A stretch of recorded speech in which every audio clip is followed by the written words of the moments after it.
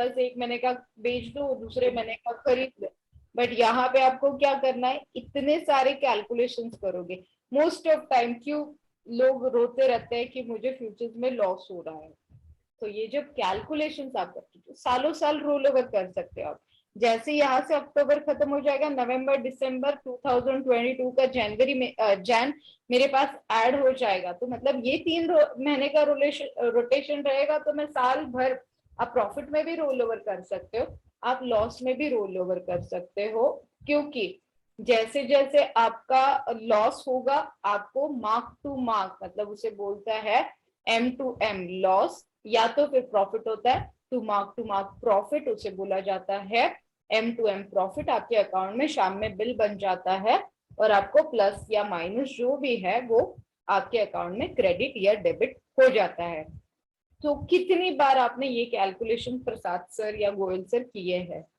बहुत जरूरी कैलकुलेशन है। मैंने बोला ना, रोल ओवर आप लोग कर लेते हो, बट जब आप ये समझोगे ना तभी आपको ज्यादा बेनिफिट रोल ओवर का भी होगा।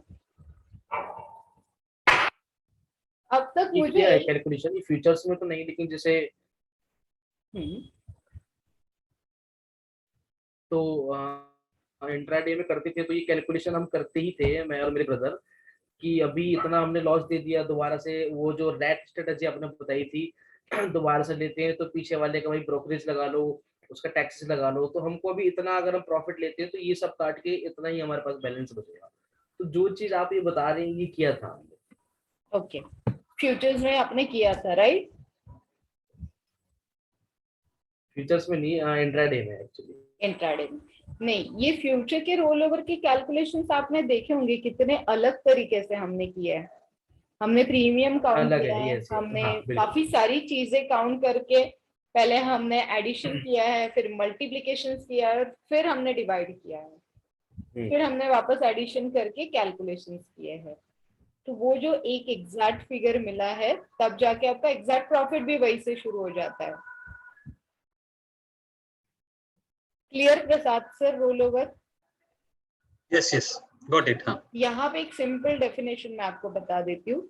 रोल ओवर का सिंपल मीनिंग है, आपने मेंटली सेटिस्फैक्शन कि मैंने लॉस नहीं दिया है, बट आपने ऑलरेडी लॉस बुक कर लिया होता है।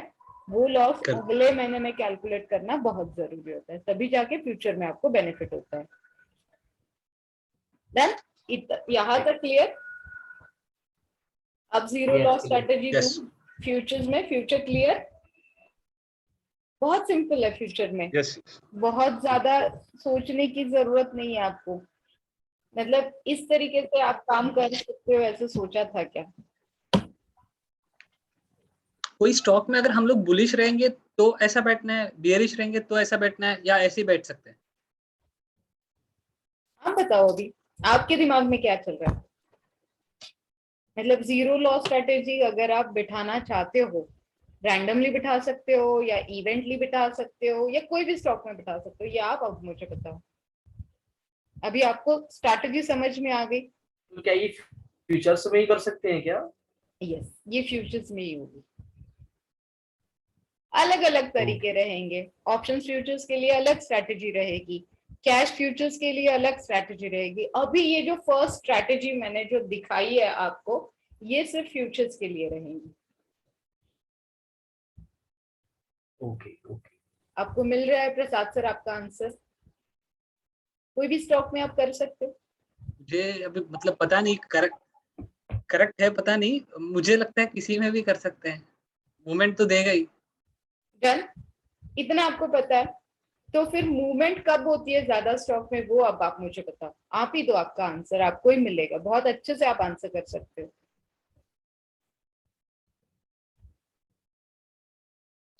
आपको इतना तो पता चल गया ना दोनों को कि मार्केट में अभी फ्यूचर्स में लॉस नहीं होगा,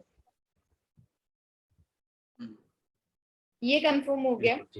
अब हमारे पास अभी स्ट्रैटेजी हमारी कंफर्म होगी कि सच में यहाँ पे लॉस नहीं होगा, इसमें जीरो ही लॉस होने वाला है, मार्केट कहीं पे भी जाने दीजिए। अब हमें वे फाइंड आउट करना है कि हमें ये स्ट्रैटेजी किस तरीके से सेक्टर्स में, किस तरीके के स्टॉक में हमें इसे सेट करना पड़ेगा, ये भी बहुत जरूरी है। दो तरीके के ट्रेड आपने ले लिए उससे कुछ नहीं होने वाला, क्योंकि यहाँ से टैलेंट कब आपको पता चला?